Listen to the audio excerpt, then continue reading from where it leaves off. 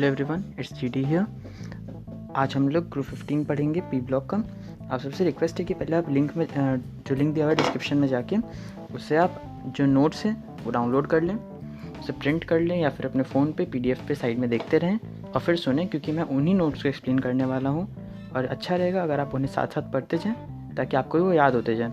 ये नोट्स पूरी तरह एनसीईआरटी से डिराइव्ड है, मैंने कंडेंस करके बनाए हैं और फिर इसमें कहीं कहीं पे कुछ एक्स्ट्रा चीज़ें हैं जो कि इंटरेस्ट डालने के लिए बस, ठीक है। कोई ज़्यादा एडवांस कॉन्सेप्ट होगा तो मैं बता दूंगा। वैसे इन जनरल ये नीट और जेईई मेंस के लिए परफेक्ट है और आपको ये पता होना चाहिए, ठीक है।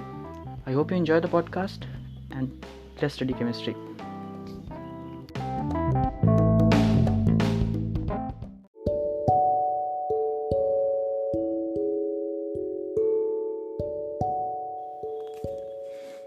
तो हम लोग ग्रुप 15 से शुरू करते हैं। नाइट्रोजन, फॉस्फोरस और non metals, arsenic and antimony metalloids and bismuth and moscovium are typical metals. ध्यान रखने का 6 एलिमेंट जो है, पहला 2 नॉन मेटल्स है, बीच का 2 आर्सेनिक और एंटीमनी मेटलॉइड्स है और बिस्मथ मॉस्कोवियम प्योर मेटल है, टिपिकल मेटल्स। अकरेंस में यही है कि नाइट्रोजन नाइट्रेट्स के फॉर्म में मिलता है, चाइल्ड सॉल्टपीटर और इंडियन सॉल्टपीटर, ठीक है। और ऊपर से डाइनाइट्रोजन के फॉर्म में एटमॉस्फेयर में मिलता है 78% by volume. Phosphorus apatite family में मिलता है, जिसमें फ्लोरापेटाइट एक है हम लोग के पास, Ca9PO4 6.CH2, ये जनरल फैमिली एपेटाइट का। इसके अंदर X कुछ भी हो सकता है, फ्लोरीन, क्लोरीन और हाइड्रोक्साइड, ये तीनों हो सकता है। Ca9PO4 6.CaX2, ये फॉस्फोप्रोटीन्स के फॉर्म में मिल्क और एग में भी मिल जाता है। आर्सेनिक, एंटीमनी और बिस्मथ, ये तीनों सल्फाइड मिनरल्स के फॉर्म में मिलता है। ये बात ध्यान रखने का है। इसका ये मतलब है कि सल्फर और ये 3 मेटल आर्सेनिक, एंटीमनी और बिस्मथ साथ में मिलता है हमेशा। एटॉमिक और आयनिक रेडाई का बात करें तो कोवेलेंट और आयनिक दोनों ही रेडाई डाउन द ग्रुप बढ़ता है, काफ़ी ऑब्वियस है, शेल्स बढ़ रहा है इसीलिए। Ionization enthalpy decreases down the group, और ये बात हम लोग को याद रखने का है कि ग्रुप 15 का बहुत ज़्यादा होता है आयनाइजेशन एंथैल्पी ग्रुप 14 से। क्यों? क्योंकि ग्रुप 15 में हाफ फिल इलेक्ट्रॉन्स होता है, हाफ फिल पी शेल होता है जो कि एक्स्ट्रा स्टेबल होता है, तो वो इलेक्ट्रॉन देना नहीं चाहता और उसका इलेक्ट्रोनेगेटिविटी भी डाउन द ग्रुप घटता है क्योंकि down the group metallic character बढ़ता है, ठीक है। Physical properties, nitrogen diatomic gas है जो कि बाकी सब सॉलिड्स है, याद रखने का बात। Phosphorus, arsenic, antimony, bismuth, moscovium सब सॉलिड्स हैं, ठीक है। Metallic character increase down the group, पता है हमें। Except nitrogen all element show allotropy. Nitrogen allotropy नहीं दिखा पाता, क्यों? क्योंकि उसका बॉन्ड लेंथ बहुत छोटा है, उसके लोन पेयर के कारण रिपल्शन होता है उसके अंदर, तो एन बॉन्ड उतना स्टेबल नहीं होता। Single bond N single bond बहुत लंबा चेन में स्टेबल नहीं होगा, तो एलोट्रोपी नहीं दिखा पाता। जबकि बाकी सब फॉस्फोरस से लेके मॉस्कोवियम तक, हम लोग मॉस्कोवियम को नहीं भी लें एक बार के लिए क्योंकि वो रेडियोएक्टिव है, तो बिस्मथ तक तो सब एलोट्रोपी दिखाते हैं। बॉइलिंग पॉइंट ऑर्डर, नहीं पीते ऐसे सब बीड़ी, ये एलिमेंट्स का ऑर्डर है। बॉइलिंग पॉइंट ऑर्डर में एक एक्सेप्शन है कि जो बीड़ी है यानी बिस्मथ है वो एंटीमनी के पहले आता है, ये याद रखने का है। बॉइलिंग पॉइंट ऑर्डर ये होगा, nitrogen less than phosphorus less than arsenic less than bismuth less than antimony, तो बिस्मथ और एंटीमनी में उल्टा पल्टी हो गया, ठीक है। ग्रुप याद करने का तरीका पता है, नहीं पीते ऐसे सब बीड़ी, जल्दी याद होगा।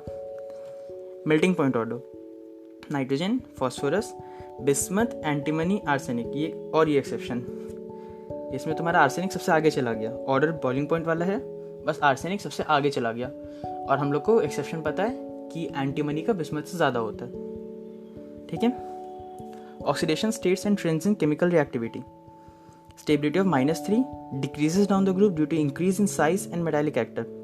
जैसे जैसे साइज बढ़ेगा और मेटालिक कैरेक्टर बढ़ेगा, उसमें नेगेटिव चार्ज उतना ही अनस्टेबल होगा, तो -3 का जो स्टेबिलिटी है वो डाउन द ग्रुप घट जाएगा। +3 का स्टेबिलिटी डाउन द ग्रुप बढ़ता है इनर्ट पेयर इफेक्ट के कारण। इनर्ट पेयर इफेक्ट सबको पता है कि अगर जो बड़े वाले शेल्स होते हैं उनके अंदर जो f ऑर्बिटल के कारण जो शील्डिंग होता है बहुत कम होता है, तो जो लास्ट का जो 6s का जो इलेक्ट्रॉन्स है वो बहुत ज़्यादा अट्रैक्शन फील करता है और फिर वो अलग नहीं होना चाहता, वो आयनाइज नहीं होता। तो इसीलिए बिस्मथ में जैसे कि +3 +5 से ज़्यादा स्टेबल है, थैलियम में +1 +3 से ज़्यादा स्टेबल है। तो ये सब एग्जाम्पल्स है इनर्ट पेयर इफेक्ट का। तो यहाँ पे भी वही हो रहा है, +3 का स्टेबिलिटी डाउन द ग्रुप बढ़ रहा है क्योंकि उसमें इनर पेयर इफेक्ट लग रहा है, और +5 का घट रहा है क्योंकि इनर पेयर इफेक्ट में वो लास्ट को 2 6s का इलेक्ट्रॉन्स रिएक्ट नहीं करेगा। ठीक है। और फिर बिस्मथ का सिर्फ एक ही कंपाउंड है जो कि +5 दिखाता है, जो कि बिस्मथ फ्लोराइड, 5 फ्लोरीन का आइटम्स है, Bi +5। ठीक। नाइट्रोजन भी +5 दिखा सकता है, अलग लगता है लोगों की, नॉन मेटल है +5 दिखा, लेकिन दिखाता है N2O5 के अंदर। ठीक है। N2O5 का स्ट्रक्चर दिया हुआ है, याद रखना सिमेट्रिकल स्ट्रक्चर है।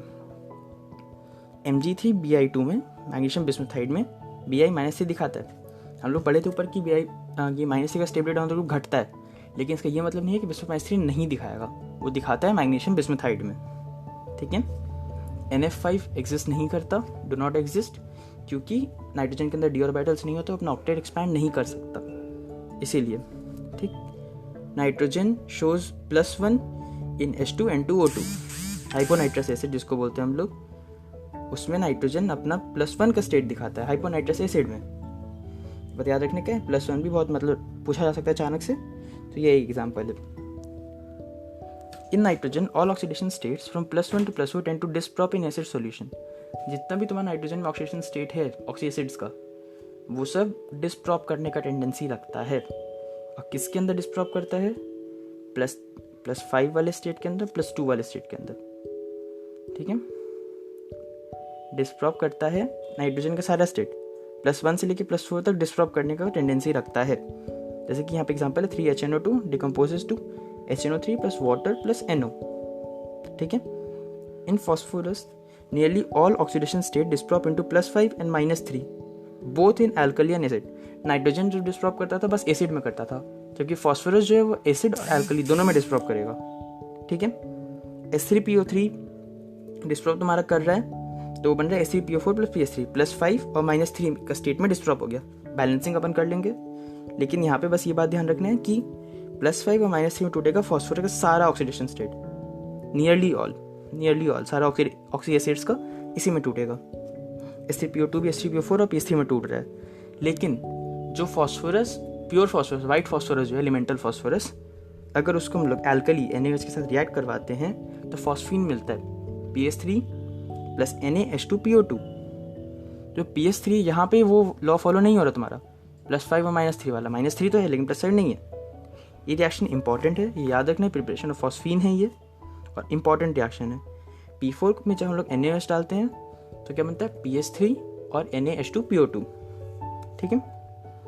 डिस्प्रॉप टेंडेंसी हम लोग जानते हैं कि नाइट्रोजन का +3 का डिस्प्रॉप टेंडेंसी सबसे ज़्यादा है।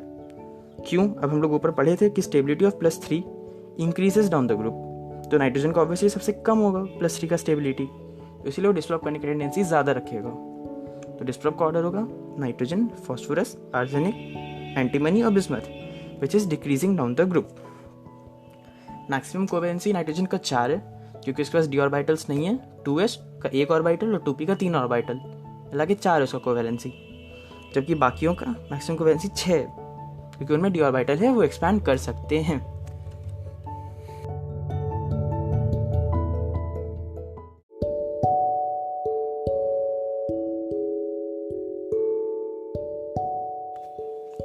तो हम लोग एनॉमलस प्रॉपर्टीज ऑफ नाइट्रोजन के बारे में बात करेंगे कि नाइट्रोजन क्या क्या अजीब बिहेवियर शो करता है। तो पहला चीज़ तो ये है कि N triple bond N exist करता है, लेकिन P ट्रिपल बॉन्ड P या फिर कोई भी ग्रुप 15 का मेटल अपने आप ट्रिपल बॉन्ड नहीं बनाता एक दूसरे के साथ।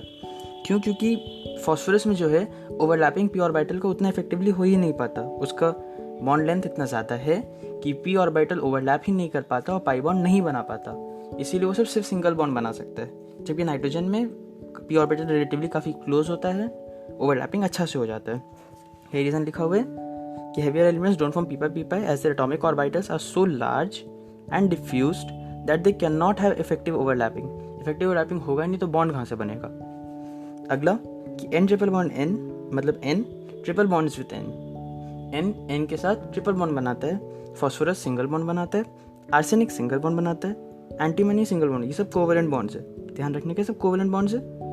ठीक है। लेकिन एक बिस्मथ है जो कि मेटालिक बॉन्ड्स बनाता है, बिस्मथ मेटालिक बॉन्ड्स बनाता है, ये बात का ध्यान रखना होगा कि बिस्मथ मेटालिक बॉन्ड्स बनाता है। फॉर सिंगल बॉन्ड स्ट्रेंथ का ऑर्डर दिया हुआ है, ये काफ़ी पूछे जाने वाला सवाल है। नाइट्रोजन का सिंगल बॉन्ड का जो स्ट्रेंथ है वो फॉस्फोरस से कम है, जबकि उल्टा होना चाहिए था, लगता है कि 2p है ओवरलैपिंग अच्छा है, होना चाहिए था, लेकिन नहीं, क्योंकि लोन पेयर है। नाइट्रोजन के पास जो लोन पेयर है, नॉन बॉन्डिंग इलेक्ट्रॉन जो उसका लोन पेयर है, उसके कारण उसमें रिपल्शन ज़्यादा है। तो यहाँ पे एक अजीब सा बात हो जाता है कि बॉन्ड लेंथ भी फॉस्फोरस का ज़्यादा है, बॉन्ड स्ट्रेंथ भी फॉस्फोरस का ज़्यादा है। ये बात एक्सेप्शन की तरह याद रख लो और एक्सप्लेनेशन के साथ भी समझ लो कि ये बहुत इंपॉर्टेंट है कि नाइट्रोजन का bond length, single bond length phosphorus single bond length से कम होता है, ऐसे कम होता है और से वीक भी होता है, नाइट्रोजन पी पाई डी पाई बॉन्ड्स फॉर्म नहीं कर सकता क्योंकि उसके पास डी ऑर्बिटल ही नहीं है, तो कहाँ से करेगा, तो नहीं कर सकता। लेकिन बाकी जो है मेटल्स, बाकी जो एलिमेंट्स है ग्रुप 15 के, वो कर सकते हैं। जैसे कि हम लोग एग्जांपल देख सकते हैं, R3PO और R3P डबल बॉन्ड CH2 जैसे कंपाउंड एक्सिस्ट करते हैं। तो इसका यही मतलब है कि बाकी कर सकते हैं, लेकिन नाइट्रोजन ये चीज़ नहीं कर सकता, वो डी ऑर्बिटल यूज़ नहीं कर सकता।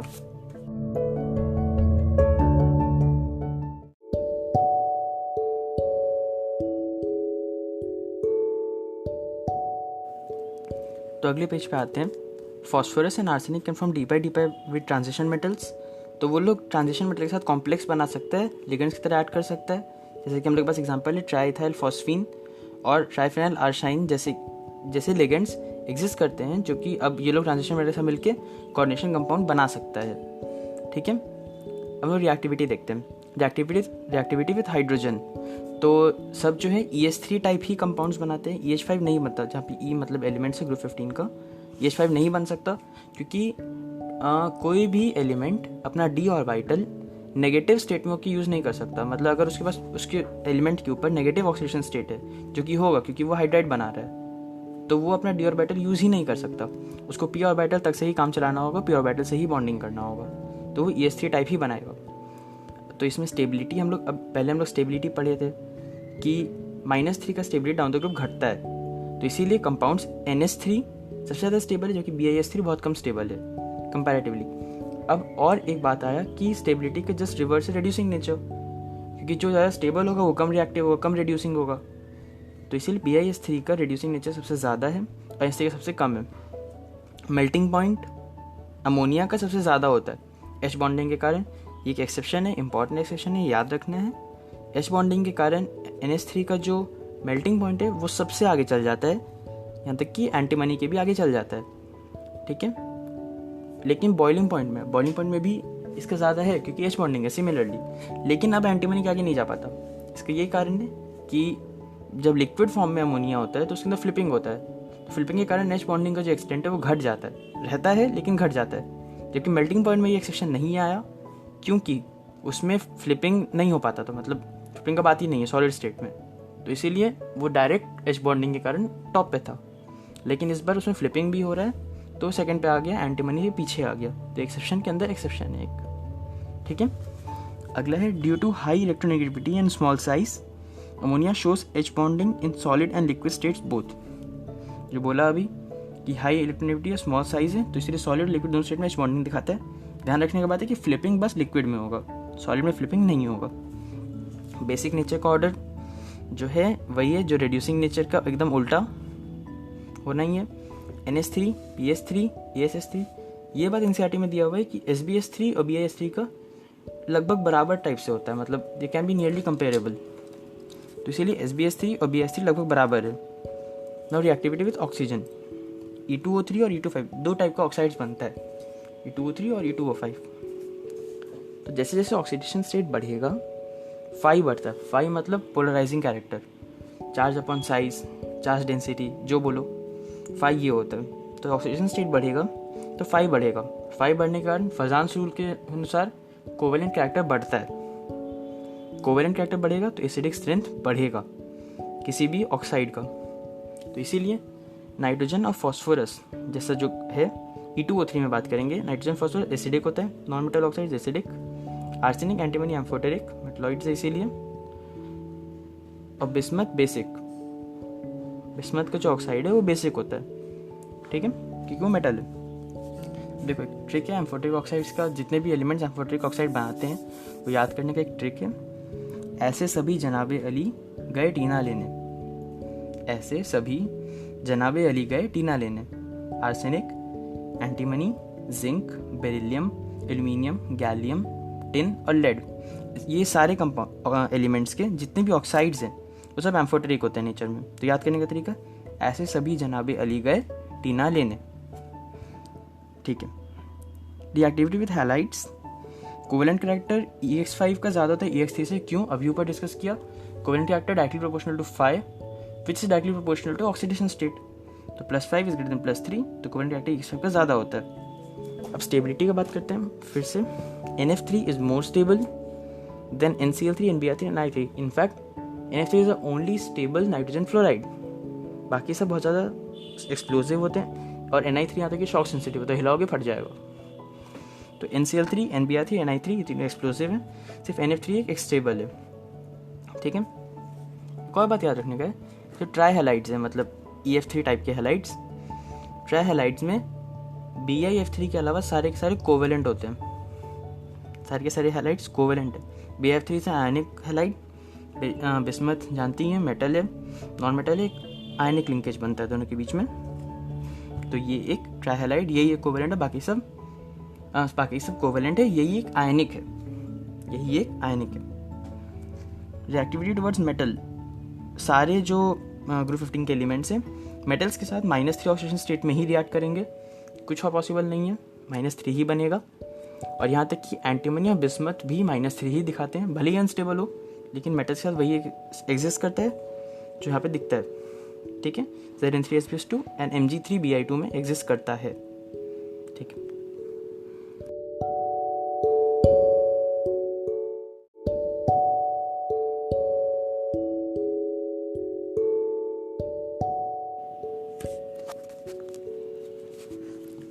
डाइनाइट्रोजन, इसका डाइनाइट्रोजन के प्रिपरेशन के बारे में पढ़ेंगे। तो प्रिपरेशन में यही है कि पहले तो हम लोग एयर से लिक्विफैक्शन कर सकते हैं, लिक्विफाइड एयर यूज़ कर सकते हैं, उसका फ्रैक्शनल डिस्टिलेशन करेंगे। तो लिक्विड N2 जो है वो पहले डिस्टिल आउट हो जाएगा और पीछे ऑक्सीजन लिक्विड फॉर्म में बच जाएगा। मतलब नाइट्रोजन तुम्हारे डिस्टिलर के बाहर निकल जाएगा पहले, और O2 वहाँ पे लिक्विड फॉर्म में ही बच जाएगा। ठीक है। इन लैबोरेटरी हम लोग ऑब्वियसली लिक्विफैक्शन करेंगे नहीं लेबोरेटरी के अंदर। लेबोरेटरी के अंदर बनाने का तरीका है कि अमोनियम क्लोराइड में तुम सोडियम नाइट्राइड डालो, अमोनियम क्लोराइड में सोडियम नाइट्राइड डालेंगे तो नाइट्रोजन गैस जो है वो इवॉल्व होगा। असल में पहले बनता है ammonium nitride. Ammonium nitride heat के अंदर डिकम्पोज करके नाइट्रोजन गैस बनाता है, वो स्टेप लिखा नहीं जाता है, अलग बात है। लेकिन पहले हम लोग इंटरमीडिएट अगर देखेंगे तो अमोनियम नाइट्राइड बनेगा, वो हीट करने पे वो डिकम्पोज करके नाइट्रोजन गैस दे देगा। नाइट्रोजन गैस, वाटर और NaCl तुम्हारे प्रोडक्ट्स है। तो एक तरीका हुआ। हाँ, इसके अंदर ये भी क्या है कि इसमें स्मॉल अमाउंट्स में NO और HNO3 भी बनता है, स्मॉल अमाउंट्स में। इनको हटाया जा सकता है। इसके अंदर हम लोग H2SO4 अगर पास कर दें ऑक्सीडाइजिंग एजेंट डाल के तो इसे हटा दिया जाएगा। ये दोनों जो इम्प्योरिटीज है ये हट जाएंगी। तीसरा तरीका प्रिपेयर करने का, अमोनियम डाइक्रोमेट को NH4O2Cr2O7 ऑरेंज कलर का सॉलिड होता है, अगर हम इसे हीट करते हैं, ये एक बहुत ही पॉपुलर रिएक्शन है क्योंकि इसमें यही है जो कि जो साइंस लैब्स में हम वोल्केनोज या एग्जीबिशंस में देखते हैं, उसमें यही रिएक्शन का इस्तेमाल किया जाता है। अमोनियम डाइक्रोमेट को हीट किया जाता है, नाइट्रोजन गैस निकलता है, H2O निकलता है, Cr2O3 जो कि ग्रीनिश ब्लैक टाइप का पाउडर होता है वो निकलता है। ये एकमात्र ऐसा डिकम्पोजिशन रिएक्शन है जो कि एक्सोथर्मिक है। ये ओवरऑल एक्सोथर्मिक रिएक्शन है, एकमात्र डिकम्पोजिशन रिएक्शन है जो कि एक्सोथर्मिक है। नाइट्रोजन गैस रिलीज करता है और केमिकल वोल्केनो में यूज़ होता है। चौथा तरीका बहुत ही प्योर नाइट्रोजन बनाने के लिए, बेरियम अजाइड को हम लोग हीट करेंगे तो वो डिकम्पोज कर जाएगा बेरियम और नाइट्रोजन गैस में। या फिर सोडियम अजाइड को अगर हम लोग हीट करेंगे तो ब्रेक हो जाएगा सोडियम और नाइट्रोजन में। तो ये भी एक 4 तरीके हम लोग के पास, liquefaction of air, second ammonium chloride plus sodium nitrite, तीसरा केमिकल वोल्केनो हम लोग का अमोनियम डाइक्रोमेट को हीट करना, चौथा ये है कि अजाइड्स को, मेटल अजाइड्स को हम लोग हीट करें तो बहुत प्योर फॉर्म में नाइट्रोजन हमें मिल जाएगा। अब प्रॉपर्टीज़ में नाइट्रोजन एक कलरलेस गैस है, पता ही है। ये बात एक यहाँ पे याद रखने का है कि O2 जो है वो लिक्विड फॉर्म में ब्लू होता है क्योंकि O2 पैरामैग्नेटिक है, और नाइट्रोजन लिक्विड फॉर्म में कलरलेस होता है। नाइट्रोजन लिक्विड फॉर्म में कलरलेस होता है जबकि ऑक्सीजन लिक्विड फॉर्म में ब्लू होता है। क्यों? ऑक्सीजन पैरामैग्नेटिक है तो कलर आएगा, नाइट्रोजन पैरामैग्नेटिक नहीं, नाइट्रोजन डायमैग्नेटिक है मोटी चीज़ पता चलता है, मॉलिक्यूलर और बैटल थ्योरी से हमें ये बात पता है कि नाइट्रोजन डायमैग्नेटिक है, तो उसके अंदर कलर नहीं आएगा। नाइट्रोजन के 2 आइसोटोप है, एलोट्रोप नहीं है। एलोट्रोप ही नाइट्रोजन शो नहीं करता है, आइसोटोप है, ठीक है। 14N और 15N, नंबर ऑफ न्यूट्रॉन्स अलग है, नंबर ऑफ प्रोटॉन सेम है। Solubility in water, O2 is more soluble in water than compare to nitrogen gas on the basis of molecular weight. हम लोग मॉलिक्यूलर वेट पे बोल सकते हैं, इसका मॉलिक्यूलर वेट ज़्यादा होता है, वो ज़्यादा सॉल्युबल होता है इन मोस्ट केसेस, तो oxygen is more soluble than nitrogen. अब बात करें कि N-N का, तो N-N से असल में N3- बनाना काफ़ी ज़्यादा एनर्जी डिमांड करता है, क्योंकि उसमें आपको 3 बॉन्ड्स तोड़ने हैं और हर एक इलेक्ट्रॉन के डालने के बाद अगले इलेक्ट्रॉन को डालने के लिए आपको और ज़्यादा एनर्जी देना पड़ेगा, क्योंकि रिपल्शन फेस करेगा वो। तो इसीलिए नाइट्रोजन को असाइड फॉर्म में लाने के लिए, N3- फॉर्म में लाने के लिए, नाइट्राइड फॉर्म्स में लाने के लिए बहुत कम ही मेटल्स हैं जो कि इतना लैटिस एनर्जी प्रोवाइड कर पाएंगे कि ये रिएक्शन फिजिबल बने। उसमें बस लिथियम है, फर्स्ट ग्रुप में तो बस लिथियम है जो कि ये कर सकता है, सेकेंड ग्रुप के सारे मेटल्स ये कर सकते हैं, लेकिन फर्स्ट ग्रुप में सिर्फ और सिर्फ लिथियम ये है जो नाइट्रोजन के साथ Li3N बना सकता है, बाकी कुछ नहीं बनाएगा, ठीक है। एक और बात याद रखने का है कि थर्ड ग्रुप में जो Aln है, Aln एक कोवेलेंट सॉलिड है, आयनिक लग सकता है क्योंकि एल्यूमिनियम है, NCERT के टेबल में दिया हुआ है, ये कोवेलेंट सॉलिड है, सॉलिड चैप्टर में ये दिया हुआ है, Aln is a covalent solid, ये बात याद रखने का है। अब नाइट्रोजन का रिएक्शन ऑक्सीजन से, तो N2 और O2 को बहुत ही हाई टेम्परेचर, मतलब पागलों जैसा हाई टेम्परेचर 2000 केल्विन, यानी कि जो लाइटनिंग होता है जिस तरह, लगभग उसी तरह का टेम्परेचर N2 + O2 में अगर देंगे तब जाके NO गैस बनता है। इतनी हाई टेम्परेचर पे NO गैस बनता है, वरना नहीं बनता। अब यूजेस क्या है नाइट्रोजन का, यूज़ है अमोनिया बनाने में, बहुत इंपॉर्टेंट यूज़ है, अमोनिया काफ़ी काम की गैस है, बहुत जगह काम आता है फर्टिलाइजर वगैरह में, वहाँ काम है। कैल्शियम साइनामाइड बनाने में, कैल्शियम साइनामाइड असल में CaCN2 और नाइट्रोलिम, इसको नाइट्रोलिम भी बोलते हैं, ये फर्टिलाइजर की तरह ऐड करता है। इसमें जब हम लोग इसको बनाने का तरीका ये है कि कैल्शियम कार्बाइड में CaC2 में नाइट्रोजन डालेंगे,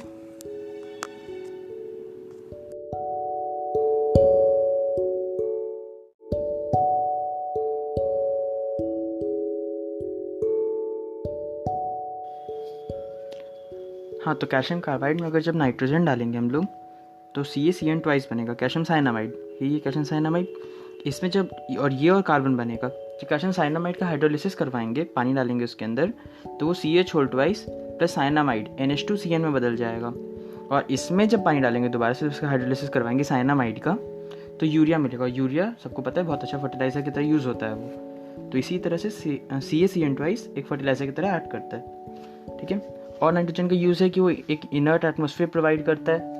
हाँ, यहाँ पे आर्गन को भी हम लोग कभी कभी यूज़ करते हैं इनर्ट एटमॉस्फेयर बनाने में।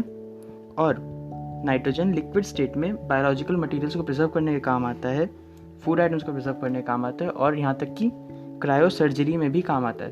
क्रायो सर्जरी में हम लोग हीलियम नहीं यूज़ कर सकते, लिक्विड हीलियम, क्योंकि वो बहुत ही ज़्यादा कूल हो जाता है और सेल्स का डेथ हो जाएगा उस टेम्परेचर पे 4.2 केल्विन पे, तो इसीलिए हम लोग इसमें लिक्विड नाइट्रोजन यूज़ करते हैं, हीलियम नहीं, ठीक है।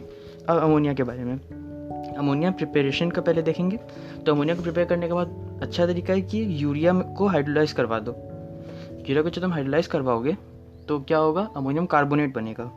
अमोनियम कार्बोनेट बना, वो तुरंत डिकम्पोज करके अमोनिया, वाटर और CO2 दे देगा। अमोनियम कार्बोनेट बनेगा।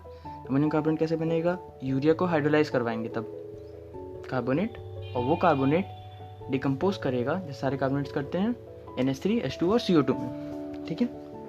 और एक और अमोनियम सॉल्ट्स का प्रॉपर्टी है कि हमेशा जब भी उसमें एल्कली डालोगे, कोई भी NaOH या CH टाइप से, तो वो डिकम्पोज करेगा। तो जैसे एक अमोनियम सॉल्ट है, अमोनियम क्लोराइड में अगर हम CH डालते हैं तो अमोनिया, वाटर और CaCl2 मिलता है। अगर हम अमोनियम सल्फेट में NaOH डालते हैं तो NH3, वाटर और सोडियम सल्फेट मिलता है। तो कोई भी अमोनियम सॉल्ट में अगर बेस डालोगे तो अमोनिया मिलेगा। और फिर एक्स्ट्रा रिएक्शन कुछ है साइड में, ammonia plus carbon dioxide plus water gives ammonium carbonate, एकदम ऊपर वाले रिएक्शन को उल्टा, ammonia plus water gives NH4OH, दिख रहा है, CO2 plus water gives carbonic acid. ये एक तरीका है, एक एनालॉजी कंपेयर करने के लिए बस, ठीक है। अब एक छोटा सा क्वेश्चन है यहाँ पे यूरिया प्लस वाटर गिव्स ए, जिसमें अगर Hg2+ डालेंगे तो C मिलेगा, और अगर A में NaOH डालेंगे तो B मिलेगा। तो यूरिया प्लस वाटर ऊपर देखा हाइड्रोलाइज करवा के अमोनियम कार्बोनेट मिलेगा। अमोनियम कार्बोनेट में अगर बेस डालेंगे, अमोनिया सारे सॉल्ट्स बेस डालने पे क्या देते हैं NH3, तो NH3 बनेगा B, और C क्या होगा, मर्करी कार्बोनेट, जो एक HgCO3.HgO ब्राउन PPT होता है, सॉल्ट एनालिसिस में पढ़ाया जाता है ये।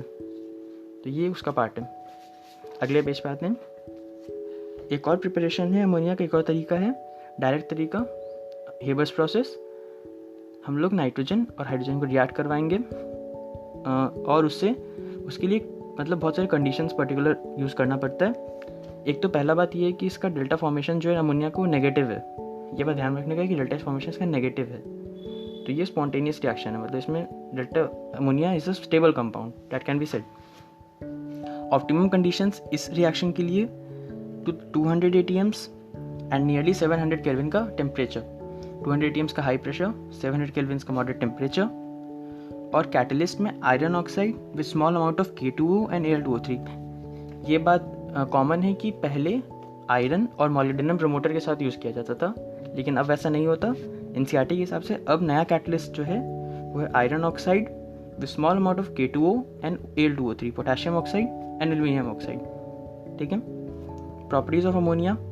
Ammonia is a colourless and pungent smelling gas. Ammonia forms H bonds in solid and liquid state. Aqueous solution is basic. Ammonia का aqueous solution बेसिक होता है। ठीक है। ये हम लोग जैसे कि ये आयनाइज करता है, not a very strong base but it is quite basic. NH3 gas को वाटर में डिजोल्व करेंगे तो NH4+ प्लस OH- आयंस में टूट जाएगा। It forms ammonium salts with acids, जैसे कि अमोनियम क्लोराइड और अमोनियम सल्फेट, क्योंकि वो बेस की तरह एक्ट करता है। It precipitates hydroxides of metals from their salt solution. तो ये प्रॉपर्टी अमोनिया का काफ़ी यूजफुल होता है मेटल्स को आइडेंटिफाई करने में। क्या होता है इसमें, देखो एक एग्जांपल दिया हुआ है, जिंक सल्फेट में जब अमोनियम हाइड्रोक्साइड डालते हैं तो ZnOH होल ट्वाइस का वाइट PPT बनता है। तो इसी तरह से अमोनिया मेटल सॉल्ट्स को प्रेसिपिटेट करवा दिया, मेटल हाइड्रोक्साइड बना के प्रेसिपिटेट करवा दिया। ठीक है। इसमें जब हम लोग एक्सेस अमोनिया डालते हैं तो क्योंकि एक D ब्लॉक का एलिमेंट है, तो एक्सेस अमोनिया डालते हैं तो ZnNH3 बन जाता है। ठीक है, और सॉल्युबल हो जाता है। लेकिन FeCl3 में जब हम लोग अमोनियम हाइड्रोक्साइड डालेंगे तो वो Fe2O3.XH2 जो कि रस्ट होता है हम लोग का, उसमें उस तरह से टूटता है वो, और NH4Cl। ठीक है। तो इस तरह से अमोनिया मेटल्स को सॉल्यूशन में से हाइड्रोक्साइड में करवा के प्रेसिपिटेट करवा देता है। ठीक है। और एक है कॉपर में जब हम लोग अमोनिया डालते हैं Cu2+ आयंस जो कि ब्लू कलर का होता है, ब्लू कलर में जब अमोनिया डालेंगे तो उसका एक कॉपर कॉम्प्लेक्स बनेगा CuNH3 जो कि डीप ब्लू कलर का होगा, मतलब ब्लू से डीप ब्लू हो गया वो। सिल्वर AgCl जो कि रहेगा, इससे मिला के वाइट PPT बनाता है। और AgCl में, AgCl तो वाइट PPT है, AgCl में अगर अमोनिया डालेंगे तो AgNH3 Cl बन जाएगा जो कि कलरलेस हो जाएगा, सॉल्युबल हो जाएगा। तो सिल्वर अमोनिया के साथ कॉम्प्लेक्स बनाता है और AgCl का वो PPT डिसॉल्व हो जाता है। ठीक है। यूजेस ऑफ अमोनिया में हम लोग देखेंगे नाइट्रोजनस फर्टिलाइजर बनाने में काफ़ी यूज़ होता है। कॉमन यूज़ है अमोनिया का, ammonium nitrate, urea, ammonium phosphate, ammonium sulphate type से यूज़ होता है। मैन्युफैक्चर ऑफ HNO3 हम देखेंगे आगे कि HNO3 बनाने में कैसे काम आता है ये। और अगला liquid ammonia is a good refrigerant, it is used in refrigerators as a refrigerant. ठीक है। तो ये था अमोनिया के बारे में। हम लोग चलते हैं ऑक्साइड्स ऑफ नाइट्रोजन पे। ऑक्साइड्स ऑफ नाइट्रोजन में हम लोग बैलेंसी वाइज ये टेबल बनाया हुआ है, NCERT का टेबल है ये। इसमें प्रिपरेशन और कलर को सबको एक साथ किया हुआ था कि आप जल्दी से रिव्यू कर सकें। जैसे पहले में नाइट्रोजन का बैलेंसी है +1। इसका स्ट्रक्चर इंपॉर्टेंट है, इसका structure N-N, coordinate bond O, या फिर चार्जेस को सेपरेट करके N-, N+ और O के फॉर्म में दिखाया जा सकता है। N2O को प्रिपेयर करने का तरीका है अमोनियम नाइट्रेट को NH4NO3 को हीट करो, N2O + H2O बनेगा। तो देखो अमोनियम का कोई भी सॉल्ट को हीट करते समय क्या प्रोडक्ट बन रहा है, ये पता करने का तरीका है कि तुम अमोनिया को जो सॉल्ट है उसमें नाइट्रोजन का एवरेज ऑक्सीडेशन स्टेट निकालो। तो जैसे अमोनियम नाइट्रेट में नाइट्रोजन का एवरेज ऑक्सीडेशन स्टेट कितना आएगा, +1 आएगा। निकाल के देखो तो वो +1 आता है। +1 आएगा तो प्रोडक्ट होगा N2O। मान लो अगर नाइट्रोजन का 0 आता है एवरेज ऑक्सीडेशन स्टेट, प्रोडक्ट में वही 0 वाला बनेगा, जिससे कि नाइट्रोजन बन जाएगा। ठीक है, तो इसमें हम लोग अमोनिया का कोई भी सॉल्ट को जब हीट करते हैं तो क्या प्रोडक्ट बनेगा वो पता करने का ये बेस्ट तरीका है कि एवरेज निकाल लो। अब N2O का प्रॉपर्टी क्या क्या है कि कलरलेस गैस है और न्यूट्रल है। देखो कलर का जहाँ तक बात है तो नाइट्रोजन का 2 ही कंपाउंड में कलर दिख रहा है हम लोग को पूरे टेबल में, एक तो N2O3 जो कि ब्लू सॉलिड है और एक NO2 जो कि ब्राउन गैस है, बाकी सब कलरलेस है। ठीक है, ये 2 चीज़ बस तुरंत याद हो जाता है। N2O3 में ब्लू सॉलिड है और NO2 ब्राउन गैस है। अब नाइट्रोजन मोनोऑक्साइड NO बनाने का तरीका है जो ब्राउन रिंग टेस्ट का जो रिएक्शन दिया हुआ है, जो रिएक्शन है ये ब्राउन रिंग टेस्ट वाला रिएक्शन है। इसमें NO आयन बनता है, वही NO के फॉर्म में निकल जाता है। NO एक ऑड इलेक्ट्रॉन स्पीशीज है, इसमें एक ऑड इलेक्ट्रॉन है, एक सिंगल इलेक्ट्रॉन बच जाता है नाइट्रोजन के ऊपर। ठीक है, तो ये रिएक्शन दिख रहा है यहाँ पे।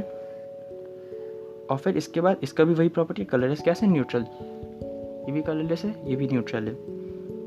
देखो नॉन मेटल के सारे ऑक्साइड्स जो हैं वो एसिडिक होते हैं, 4 को छोड़ के, ये बात याद रख लो।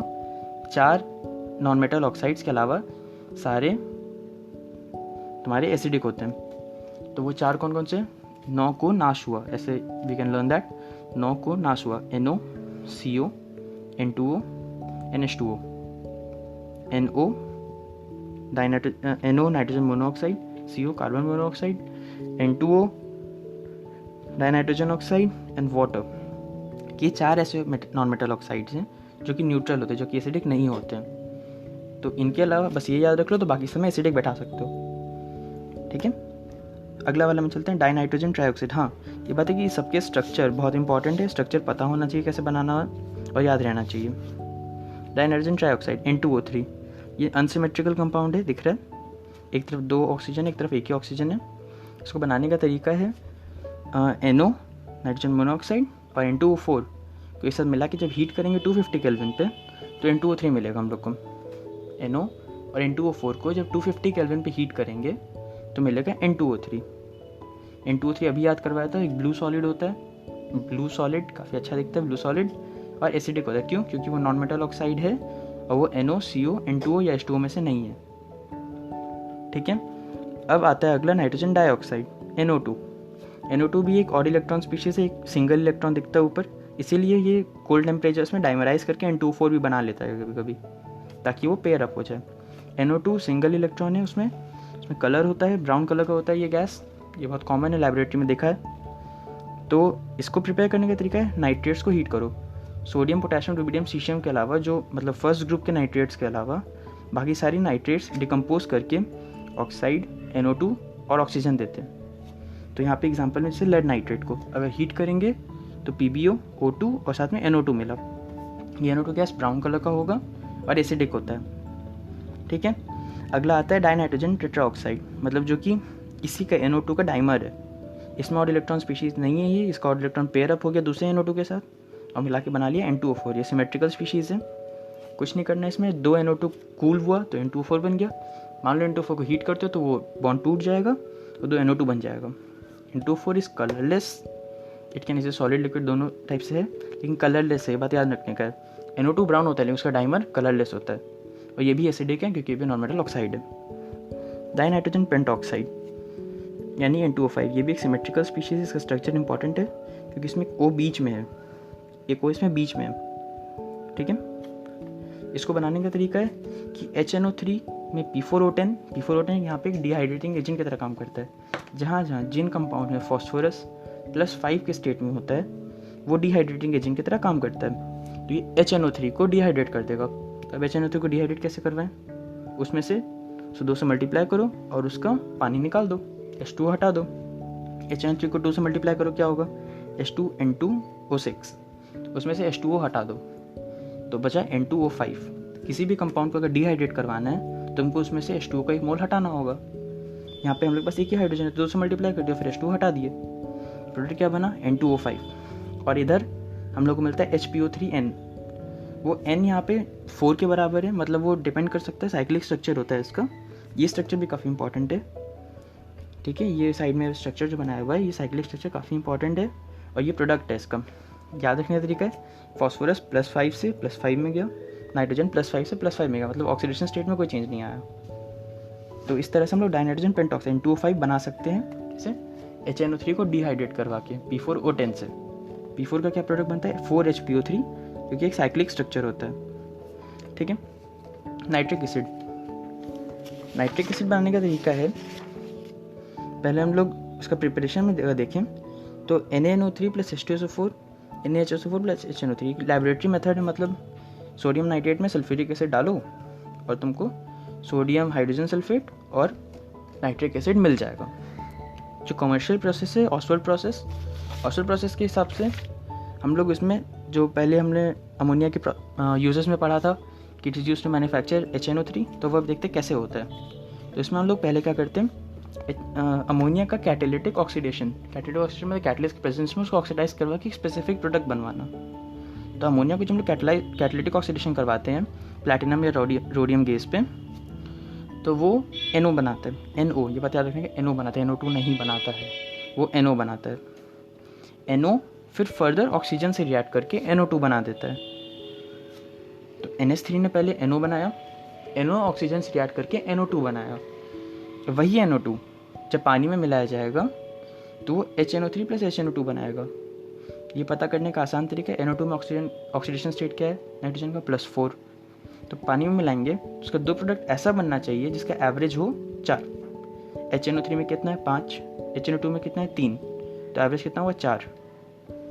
तो हम लोग को ऐसे हम लोग पता कर सकते हैं तुरंत कि कौन सा ऑक्सी एसिड बनने वाला है जब पानी डालते हैं। तो NO2 में जब H2O डालेंगे तो HNO3 और HNO2 बनेगा। अब वही HNO2 डिस्प्रॉप करके HNO3 + NO, हम लोग स्टार्टिंग में पढ़े थे कि +1 से +4 तक का सारा नाइट्रोजन का ऑक्सीडेशन स्टेट डिस्प्रॉप करता है। तो HNO2 बन जाता है HNO3 और NO। ओवरऑल जो सबको ऐड करेंगे तो हम लोग को नेट रिएक्शन मिलता है NO2 + H2O gives HNO3 + NO। और ये जो NO बना, ये NO जाके रिसाइकल होता है ऊपर, वापस ऊपर वाले स्टेप से नीचे आता है, NO2 बनता है, फिर NO2 को पानी में मिलाते हैं, फिर HNO2 और HNO3 बनता है, HNO2 फिर डिकम्पोज करता है, HNO3 और NO बन जाता है। तो ऐसे करके होता है। अब जो पहला रिएक्शन है NH3 + O2, जिसमें प्लैटिनम और रोडियम गैस यूज़ करते हैं, उसमें पहले प्लैटिनाइज्ड एस्बेस्टस को यूज़ किया जाता था। एक्स्ट्रा इन्फॉर्मेशन है। और इसमें जो HNO3 बन रहा है ये 68% बाई मास तक कंसनट्रेटेड हो सकता है। अब सवाल है 68 तक ही क्यों, उससे ज़्यादा क्यों नहीं, क्योंकि 68% पे ये एक एजियोट्रोपिक मिक्सचर बना लेता है, जो कि सॉल्यूशन में पढ़ा होगा कांस्टेंट बॉइलिंग मिक्सचर होता है। इसके आगे हीट करोगे तो पानी के साथ नाइट्रिक एसिड सेम प्रोपोर्शन में उड़ जाएगा, तो कोई कंसनट्रेशन में चेंज नहीं होगा और नाइट्रिक एसिड 68% ही बन सकता है, उससे ज़्यादा नहीं बन सकता प्योर। उसको अगर करना है 68% ज़्यादा प्योर करना है तो बॉयल किए बिना उसका पानी हटाना होगा, यानी कोई डिहाइड्रेटिंग एजेंट डालना होगा। डिहाइड्रेटिंग क्या है अपने पास, H2SO4, कॉन्क H2SO4, तो हम लोग उसमें कॉन्क H2SO4 डालेंगे, जिससे वो 98% तक अच्छा खासा प्यूरीफाई हो जाता है। लेकिन जब नॉर्मली हम लोग बनाते हैं कितना तक है 68%, क्यों, क्योंकि वो एक एसियोट्रोपिक मिक्सचर बना लेता है उस पॉइंट पे। अगले पेज पे आते हैं। Properties of HNO3, it is a colourless liquid but it becomes pale yellow due to dissolution of NO2। उसके अंदर NO2 रहता है कुछ कुछ डिसॉल्व, उसके कारण वो कभी कभी येलो टिंज ले लेता है, नहीं तो जनरली तो कलरलेस ही रहता है। It is a planar molecule. ठीक है। अगला पॉइंट HNO3 + H2O, जो इसका आयनाइजेशन वाला पार्ट है, it is a strong acid, तो H3O+ + NO3 में टूटता है। HNO3 का ऑक्सीडेशन प्रोडक्ट्स, मतलब HNO3 जब रिएक्ट करता है अलग अलग मेटल्स के साथ तो वो अलग अलग टाइप के प्रोडक्ट्स बनाता है। ये पार्ट इंपॉर्टेंट है, ध्यान से देखना। जब कॉन्क देखो लिखा हुआ है मेटल्स अबव PB, तो लेड के ऊपर जो मेटल है एक्टिविटी सीरीज में मेटल्स का, उन मेटल्स के साथ जब HNO3 रिएक्ट करता है कॉन्सेंट्रेटेड स्टेट में तो वो +4 वाला ऑक्साइड बनाता है, यानी NO2 बनाता है। जब डाइल्यूट में करता है तो +1 वाला बनाता है, जैसे कि N2O, मेटल्स अबव PB के लिए। और जब वेरी डाइल्यूट हो जाएगा तो -3 यानी कि अमोनिया बनाएगा वो। ठीक है, थोड़ा सा एडवांस कंसेप्ट है ये वाला। इसमें यही है कि अबव PB जो भी मेटल्स हैं उनमें +4, 1 और -3 के ऑर्डर में ऑक्साइड बनता है, 4, 1, -3 ऐसे याद रख सकते हैं। और मेटल्स बिलो PB में 420, 420, 420, 0 का मतलब ये नहीं कि नाइट्रोजन बन रहा है, 0 का मतलब रिएक्ट नहीं कर रहा है, 42 का काटा, तो 4 कॉन्सेंट्रेटेड पे +4 वाला बनेगा मेटल सल्फर पीवी में, डाइल्यूट रिलेटिवली डाइल्यूट पे +1 बनेगा N2O, और वेरी डाइल्यूट पे NH3 बनेगा। जबकि मेटल्स बिलो पीबी में क्या होगा, विद कॉन्सेंट्रेटेड HNO3 यूज़ करेंगे तो NO2 बनेगा, डाइल्यूट रिलेटिवली डाइल्यूट यूज़ करेंगे तो NO बनेगा, और वेरी डाइल्यूट यूज़ करेंगे तो रिएक्शन ही नहीं होगा। ठीक है। अब कुछ मेटल्स ऐसे हैं जो कि डिसॉल्व नहीं करते कॉन्क HNO3 में, क्योंकि उन पे पैसिव फिल्म ऑफ ऑक्साइड बन जाता है, उन्हीं का ऑक्साइड उनके ऊपर एक लेयर बना लेते हैं, जिससे वो आगे रिएक्ट नहीं कर पाते हैं। तो वो मेटल्स हैं आयरन, एल्यूमिनियम, क्रोमियम, कोबाल्ट और निकल। याद करने का तरीका आसान सा है, फिर आलू कड़ी कोई नहीं। ठीक है, फिर आलू कड़ी कोई नहीं। आयरन, एल्यूमिनियम, क्रोमियम, कोबाल्ट और निकल ये डिसॉल्व नहीं करते HNO3 में, कॉन्क HNO3 में, फिर आलू कड़ी कोई नहीं। अब इसके HNO3 के कुछ ऑक्सीडेशन के रिएक्शन यहाँ पे है, इंपॉर्टेंट है। देखो एक ट्रेंड यहाँ पे दिख रहा है कि आयोडीन के अलावा बाकी सब को नाइट्रोजन HNO3 ने हाईएस्ट ऑक्सीडेशन स्टेट में ऑक्सीडाइज कर दिया है। I2 में HiO3 बन रहा है, जबकि हाईएस्ट का HiO4 बन सकता था लेकिन नहीं बन रहा। ये बात याद रखने का है बस, कि इसमें HiO3 बनता है, सल्फर के साथ H2SO4 बन रहा है, कार्बन के साथ CO2 बन रहा है, और फास्फोरस के साथ H3PO4 बन रहा है। तो यहाँ पे हाईएस्ट ऑक्सीडेशन स्टेट अचीव हो रहा है, लेकिन I2 में नहीं हो रहा है। इसका एक और रिएक्शन है जो कि नाइट्रेट आयन को पहचानने में असल में काम आता है, ब्राउन रिंग टेस्ट जिसको बोलते हैं, काफ़ी फेमस सा टेस्ट है। तो उसमें उसका रिएक्शन यहाँ पे लिखा हुआ है, रिएक्शन गो थ्रू कर सकते हैं एक बार। नाइट्रेट में Fe+2 आयन जब आता है तो ऑक्सीडाइज हो जाता है Fe+2 आयन, और वो Fe+3 में कन्वर्ट हो जाता है, और साथ में NO मिलता है हम लोग को। वो NO आयरन कॉम्प्लेक्स जो बनता है FeH2O6 उसमें मिल जाता है, FeH2O5 NO बनाता है वो ब्राउन रिंग कॉम्प्लेक्स जिसको बोलते हैं। उसके कारण एक ब्राउन रिंग बन जाता है इंटरफेस पे FeSO4 और H2SO4 के। तो ये टेस्ट था। नाइट्रिक एसिड का यूज़ काफ़ी यूजेज है, these in manufacture of ammonium nitrate, fertiliser, explosives, pyrotechnics, nitroglycerine, trinitrotoluene, range of compounds बहुत सारे नाइट्रोजन वाले इससे बनाए जा सकते हैं। These in pickling of stainless steel, etching of metals and use as oxidiser in rocket fuels. बस नाम के टर्म्स है, ज़्यादा मतलब नहीं है, बस पता होना चाहिए। ठीक है।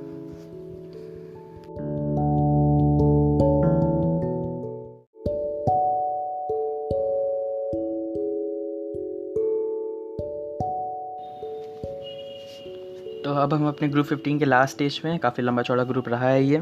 फॉस्फोरस से अब हम लोग फॉस्फोरस और उसके कुछ कंपाउंड्स के बारे में हम डिस्कस करेंगे।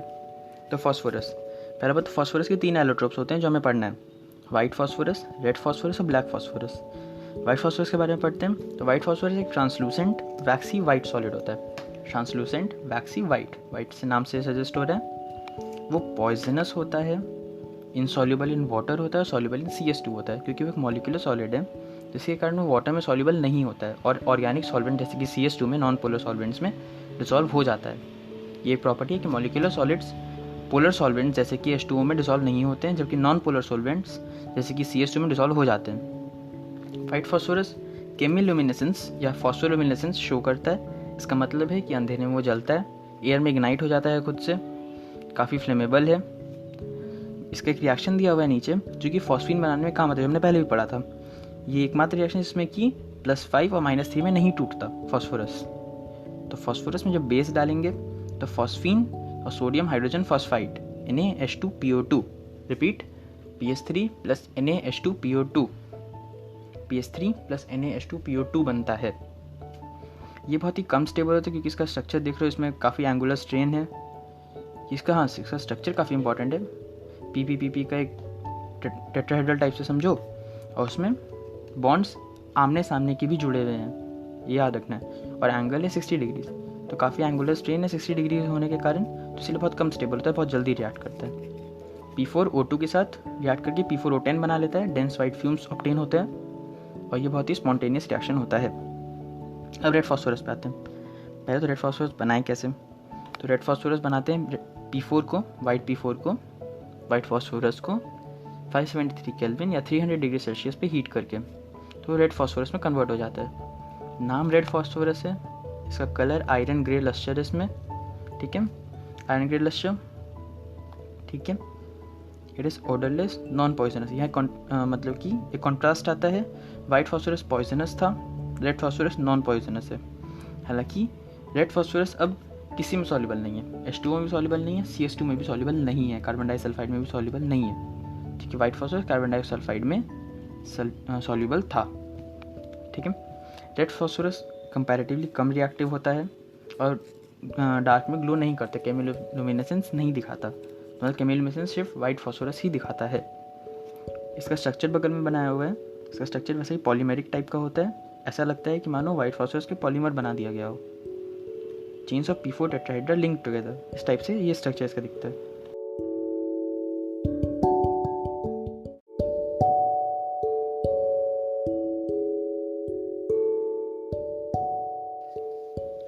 हाँ, तो ब्लैक फास्फोरस बनाने के लिए हम रेड फास्फोरस को एक सील ट्यूब में 803 केल्विन पे हीट करते हैं तो अल्फ़ा ब्लैक बनता है। असल में ब्लैक के दो टाइप्स हमें स्टडी करना है यहाँ पे, alpha black and beta black. तो अल्फ़ा ब्लैक बनाने का प्रोसेस है रेड फास्फोरस को सील ट्यूब में 803 केल्विन पे हीट करो तो बनेगा अल्फ़ा ब्लैक फास्फोरस।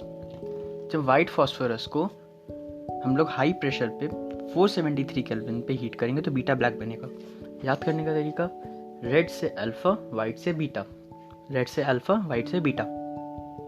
ठीक है, अब हम लोग अल्फ़ा ब्लैक के बारे में अगर कुछ प्रॉपर्टीज़ देखें तो it can be sublimed, it is opaque, monoclinic और रोम्बोहेड्रल इन स्ट्रक्चर। सब थोड़ा से एडवांस टाइप से, इसमें इतना दिमाग नहीं लगाना है। इट कैन बी सबलाइम्ड, बस याद रखो, मोनोक्लिनिक और रोम्बोहेड्रल टाइप का स्ट्रक्चर होता है इसका। ठीक है, और it does not oxidize in air, खुद से जलने नहीं लगता खड़े खड़े, जैसे कि वाइट फास्फोरस जलने लग जाता था, तो वो नहीं जलता। लेकिन और बीटा ब्लैक का जब प्रॉपर्टी देखेंगे तो ये भी 673 केल्विन तक नहीं जलता, उसके बाद जलता है। उसके बाद इट इज़ फ्लेमेबल, लेकिन 673 केल्विन तक नहीं जलता। ये भी एक छोटा सा रिएक्शन सीक्वेंस दिया हुआ है, P4 + NaOH गिव्स PS3। जब फॉस्फीन को काफ़ी दिनों तक पानी में रखते हैं तो वो रेड फास्फोरस बना देता है। देखो, फॉस्फीन के बारे में अभी पढ़ेंगे तो एक बहुत ही इंटरेस्टिंग तरह से इसको पढ़ा जाएगा। ठीक है, और P4 को डायरेक्ट हम लोग रेड पी बना सकते, कैसे? ऊपर पढ़ा 300 सेल्सियस पे हीट करके। और सोडियम हाइड्रोजन फॉस्फाइड, सोडियम हाइपोफॉस्फाइड तो पीछे बना हुआ है NaH2PO2, वो भी एक प्रोडक्ट है। ठीक है, अब फॉस्फीन पे आते हैं। तो फॉस्फीन को लोग बोलते हैं सड़ी हुई मछली, क्योंकि उसका स्मेल वैसा ही होता है। अभी सड़ी हुई मछली को प्रिपेयर करने का तरीका पहले ये देखते हैं। Ca3P2 calcium phosphide, calcium phosphide D phosphide, calcium phosphide को जब हाइड्रोलाइज करवाएंगे तो कैल्शियम हाइड्रोक्साइड और फॉस्फीन बनेगा। सेम वे कैल्शियम फॉस्फाइड पे जब HCl का एक्शन होगा, कैल्शियम क्लोराइड प्लस फॉस्फीन बनेगा। ये एक तरीका हुआ। दूसरा तरीका हुआ लैब में इसको बनाने का तरीका, जो बहुत बार रिएक्शन अब तक आ चुका है। वाइट फास्फोरस में NaOH और वाटर डालो तो उनको बनेगा क्या? फॉस्फीन और सोडियम हाइपोफॉस्फाइड, NaH2PO2, H2PO2। ठीक है, फॉस्फीन की प्रॉपर्टीज़ कुछ है कि जब प्योर होता है तो ये नॉन इन्फ्लेमेबल होता है। जब प्योर, एकदम प्योर PS3 होगा तो नॉन इन्फ्लेमेबल होगा, लेकिन इसके अंदर काफ़ी टाइम इम्प्योरिटीज़ आ जाती है, P2H4 या फिर P4 वेपर्स का। P2H4 जिसको हम लोग डाइफॉस्फीन बोलते हैं, ये मार्शी एरिया में जो विलो विस्प होता है इसी कारण होता है, P2H4 के कारण, डाइफॉस्फीन के कारण। ठीक है, ये दूसरे लैब मेथड में जब प्रिपेयर करते हैं PS3 को तो P2H4 और P4 का कभी कभी इम्प्योरिटीज़ आ जाता है। तो इम्प्योरिटीज़ हटाने के लिए हम लोग क्या कर सकते हैं कि PH4 को, मतलब जो बना हमारे प्रोडक्ट का पार्ट है उसको हम लोग HI में एड्जॉर्ब करवा दें। क्या करवा दें? HI में एड्जॉर्ब करवा दें। उसमें PH4I बनता है। अब PH4I क्योंकि एक आयनिक सॉलिड है तो फिर वो बचा रहता है, बाकी सबको हम लोग हीट करके उड़ा सकते हैं। ठीक है, अब PH4I में से हम लोग को वापस फॉस्फीन चाहिए तो PH4I में हम लोग पोटेशियम हाइड्रोक्साइड डालेंगे। पोटेशियम हाइड्रोक्साइड डालें, पोटेशियम आयोडाइड बना और PS3 हम लोग को अपना वापस मिल गया। PH4I एक आयनिक सॉलिड होगा तो इसलिए वो बचा रहेगा, जबकि बाकी impurities will be evaporated of. उसके बाद हम लोग उसमें KOH डालेंगे तो PS3 हम लोग को अपना प्योर वाला मिल जाएगा। अब प्रॉपर्टीज़ ऑफ फॉस्फीन का बात करें तो फॉस्फीन का property colourless gas and rotten fish smell, जैसे पहले बताया था, सड़ी हुई मछली। And it is highly poisonous. ठीक है, it explodes in traces of oxidizing agents, वो है मतलब oxidizing agents like HNO3, chlorine and bromine. अब कोई भी ऑक्सीडाइजिंग एजेंट इसके प्रेजेंस में रहा तो ये बहुत जल्दी ऑक्सीजन से रिएक्ट करेगा, एक एक्सप्लोसिव रिएक्शन होगा, तो इसका ध्यान रखना पड़ता है। It is very slightly soluble in water, PS3 को जब बहुत दिनों तक पानी में छोड़ दिया जाता है तो रेड फॉस्फोरस बनता है। याद करने का तरीका, सड़ी हुई मछली पानी के अंदर पानी को पूरा लाल कर देती है, रेड फॉस्फोरस बन गया। सड़ी हुई मछली से रेड फॉस्फोरस बन गया, Fe+H2। ठीक है। एक अगला रिएक्शन जो कि दिखाता है कि अब आपको ड्रैगो रूल पता हो तो PS3 का जो लोन पेयर होता है वो प्योर p ऑर्बिटल में होता है, जबकि NH3 का जो लोन पेयर होता है वो sp3 ऑर्बिटल में होता है। ये ड्रैगो रूल एक कंसेप्ट है। इसके कारण PS3 का बॉन्ड एंगल भी सब 90 डिग्रीज के क्लोज होता है, जबकि NH3 में 109 डिग्रीज 28 मिनट्स के आसपास होता है, टेट्राहेड्रल एंगल्स होता है। और PS3 में हाइब्रिडाइजेशन इसीलिए एप्लीकेबल नहीं होता है ड्रैगो रूल के कारण।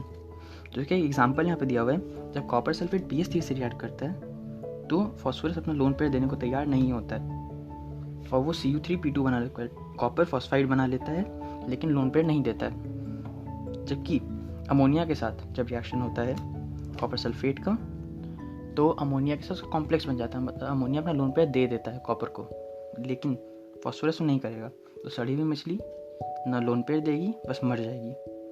लोन पेयर तो नहीं दिया, मर गई। सेम वे AgCl2 में जब PS3 डालेंगे तो लोन पेयर नहीं देगा और He3P2 बन जाएगा और HCl बनेगा। तो PS3 के बाद याद रखने का, उसका lone pair pure p orbital में होता है, sp3 में नहीं होता। वो अपना लोन पेयर कतई डोनेट नहीं करता। ठीक है। PS3 का एसिडिक प्रॉपर्टीज़ का बात करें तो वीकली बेसिक होता है, बहुत ही वीकली बेसिक। एसिड के साथ रिएक्ट करके, जैसे ऊपर देखा HI के साथ रिएक्ट करके PH4I बनाया था, वैसे PS3 HBr के साथ रिएक्ट करके PH4Br बना देगा। ये हो गया। इसका यूज़ होता है होम सिग्नल में, जो कि कोई अगर सी में खो जाता है तो उसमें इसको यूज़ किया जाता है। कैसे? Containers of calcium carbide and calcium phosphide are kept when they are, मतलब उसको उन्हें तोड़ा जाता है और पानी में फेंक दिया जाता है। जो पानी में फेंकता है, पानी से रिएक्ट करके फॉस्फीन गैस बनता है। और फॉस्फीन क्योंकि इन्फ्लेमेबल होता है तो जलने लग जाता है, तो उससे लाइट बनता है, जो कि हेल्प का एक सिग्नल है। इसको होम सिग्नल बोलते हैं।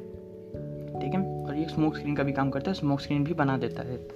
साथ साथ हम लोग फॉस्फीन के बारे में हो गया, फॉस्फोरस हैलाइड्स पे चलते हैं। अगले पेज पे फॉस्फोरस हैलाइड्स। तो पहले PCl3 को प्रिपेयर करने का तरीका है डायरेक्ट कॉम्बिनेशन। पहले तो फॉस्फोरस और क्लोरीन को डायरेक्ट कंबाइन कर दो तो PCl3 बन जाएगा। या फिर P4 को, ये एक इंपॉर्टेंट रिएक्शन है, अलग हट के रिएक्शन है। P4 को जब SOCl2 थायोनिल क्लोराइड, क्या बोलते हैं उसको, thionyl chloride, COCl2 carbonyl chloride, तो यहाँ SOCl2 को क्या बोलेंगे, थायोनिल क्लोराइड। थायोनिल क्लोराइड बनता है, उससे थायोनिल क्लोराइड है अपने पास, P4 और थायोनिल क्लोराइड को रिएक्ट करवा के PCl3 SO2, ये एक प्रोडक्ट है H2Cl2। ये इम्पॉर्टेंट प्रोडक्ट है, इसके बारे में हम आगे बाकी ग्रुप, क्लोरीन वाले ग्रुप में इसके बारे में पढ़ेंगे। लेकिन ये H2Cl2 का structure open book like structure होता है, हाइड्रोजन पेरोक्साइड का होता था, याद है? उसी टाइप से H2Cl2 का ऐसा ही स्ट्रक्चर होता है। ठीक है। PCl3 एक मॉलिक्यूलर सॉलिड है, आयनिक नहीं है, मॉलिक्यूलर सॉलिड है। ठीक है। तो वो कोवेलेंट सॉलिड है, तो इसीलिए वो कलरलेस ऑयली लिक्विड की तरह एग्जिस्ट करता है। Colourless oily liquid, it hydrolyses in moisture, पानी में मॉइस्चर में हाइड्रोलाइज कर जाता है। PCl3 वाटर के साथ रिएक्ट करके H3PO3 और HCl बनाता है। ठीक है। H3PO3 और HCl। एसिटिक एसिड के साथ PCl3 रिएक्ट करते हैं। ऑर्गेनिक का रिएक्शन है, काफ़ी पढ़ा हुआ रिएक्शन है, कहीं भी Cl जोड़ना हो लगा दो PCl3। तो CH3COH में PCl3 डालेंगे तो CH3COCl और H3PO3 बनता है। उसी तरह जब अल्कोहल में डालते हैं C2H5OH में PCl3 तो C2H5Cl प्लस H3PO3। अल्कोहल और कार्बोक्सिलिक एसिड दोनों में क्लोरीन जोड़ने के लिए PCl3 को यूज़ करते हैं। PCl5 प्रिपेयर करने का तरीका है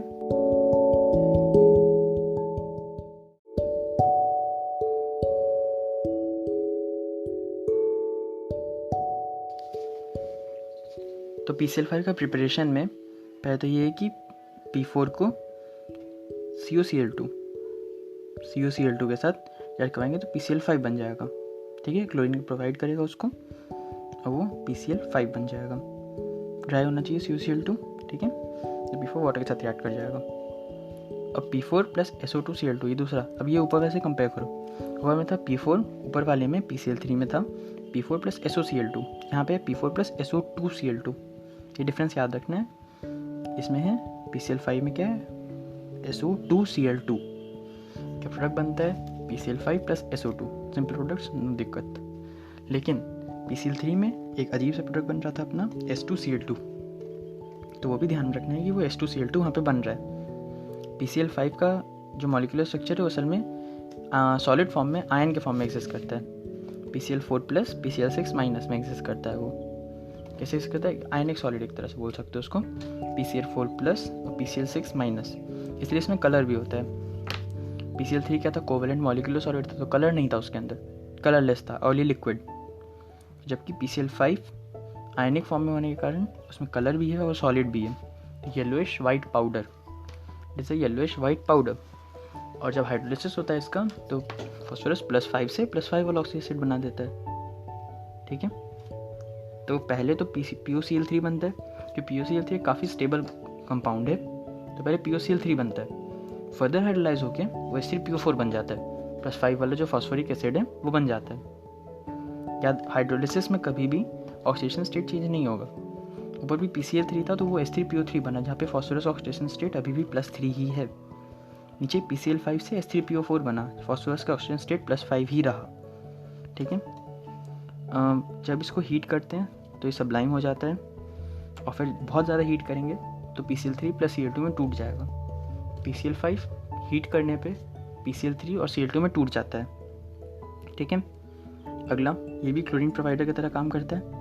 C2H5OH में PCl5 डालेंगे तो C2H5Cl plus POCl3, again POCl3 is very stable, तो बनता ही रहता है वो, POCl3 प्लस HCl। और एसिटिक एसिड में भी जब PCl5 डालेंगे CH3COOH में तो CH3COCl plus POCl3 plus HCl बनेगा। इसमें जब फाइनली डिवाइडेड मेटल्स, जब मेटल्स को PCl5 के साथ रिएक्ट करवाया जाता है तो क्लोराइड बनता है।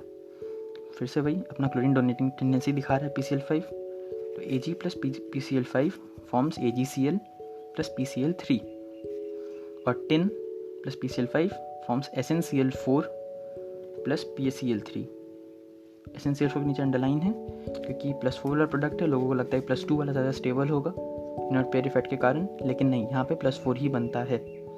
ठीक है, +4 बनता है।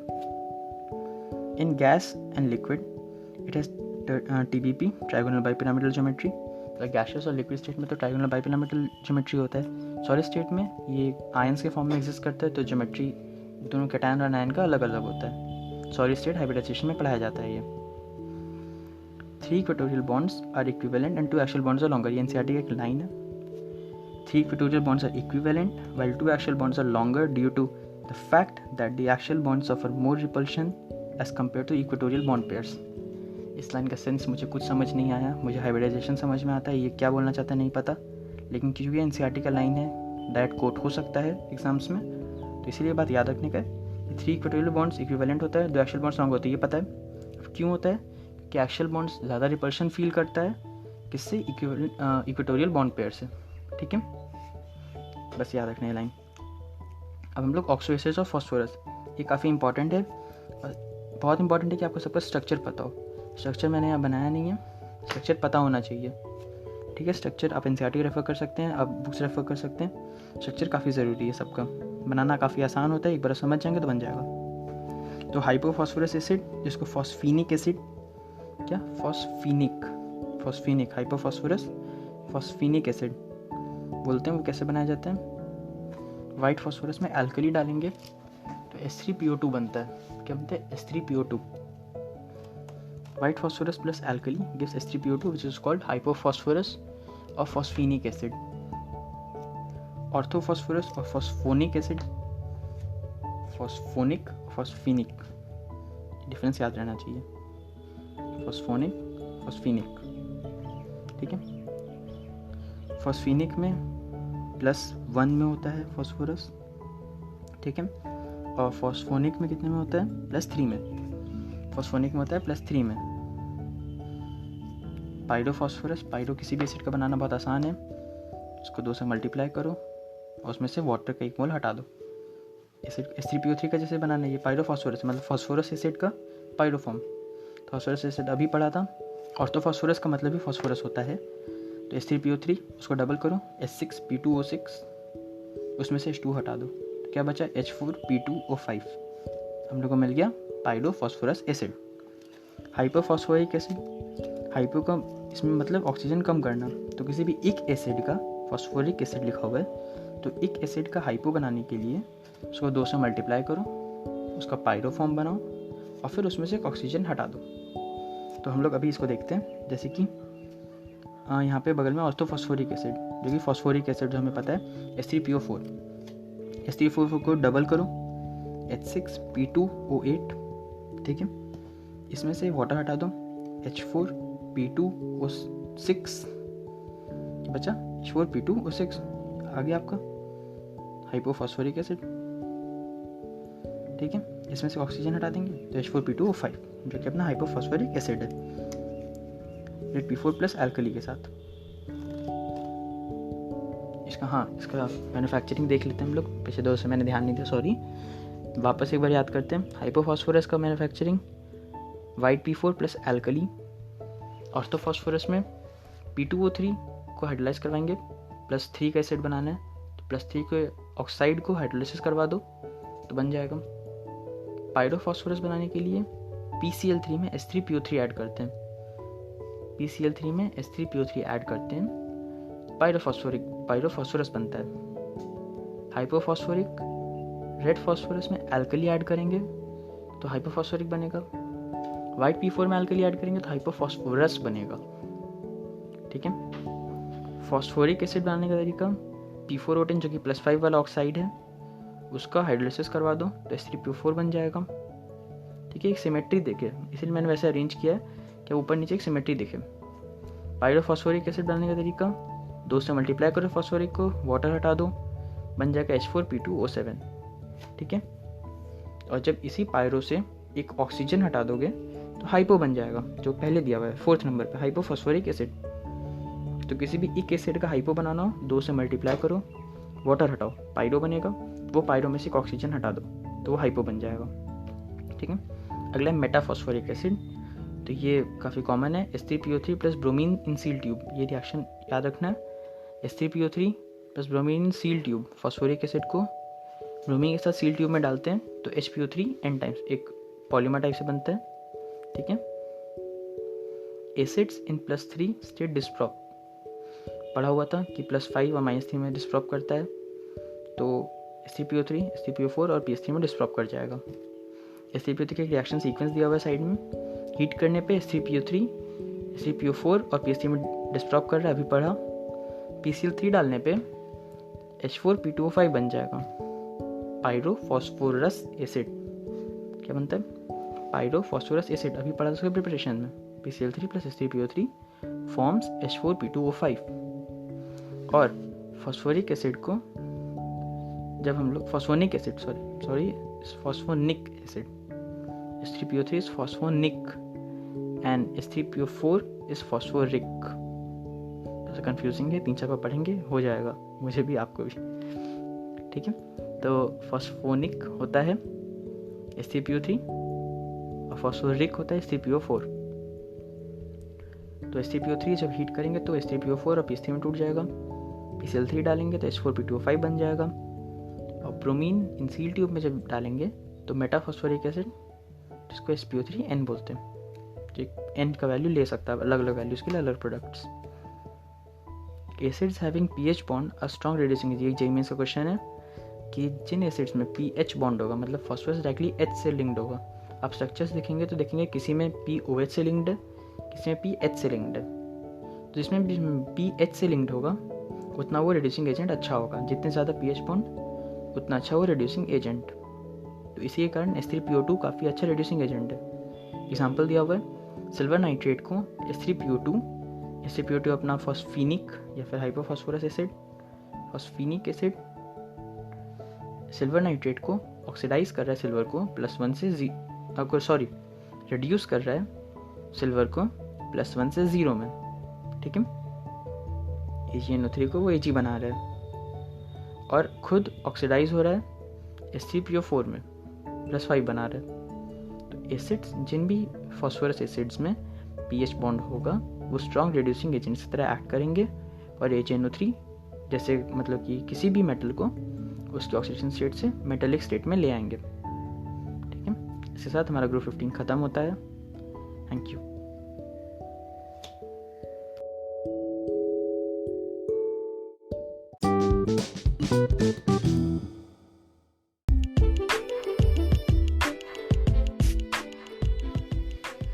Thank you so much for listening to the podcast. मुझे उम्मीद है कि आपको काफ़ी चीज़ें समझ में आई होंगी। कुछ नहीं समझ आया तो आप प्लीज़ वॉइस मैसेज या फिर मैसेजेस के फॉर्म में मुझे भेजिए, मैं बताऊँगा। और आपकी कोई भी फीडबैक हो, कि मेरा पहला पॉडकास्ट है, तो आपको कोई भी फीडबैक हो, आपके कोई भी सजेशंस हो, तो दे आर मोस्ट वेलकम। वो मुझे आगे इम्प्रूव करने में हेल्प करेंगे। मेरा बस एक ही एम है कि लोगों की हेल्प हो, ज़्यादातर लोग इसे समझ में, क्योंकि पी ब्लॉक काफ़ी एक पढ़ने वाला चैप्टर है और लोग इसे अकेले पढ़ने में मतलब बोर भी हो जाते हैं और समझ में भी नहीं आता। तो इसीलिए मैंने सोचा कि क्यों ना मैं पढ़ के सुनाऊँ ताकि लोगों को जल्दी से याद हो।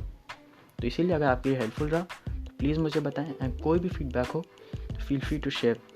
आई hope you enjoy the podcast. इसके आगे मैं और भी बनाऊंगा ग्रुप 16, ग्रुप 17 और काफ़ी सारे चैप्टर्स की। जैसे जैसे टाइम मिलेगा मैं उन्हें अपलोड करता जाऊँगा। Thank you so much. Have a great day.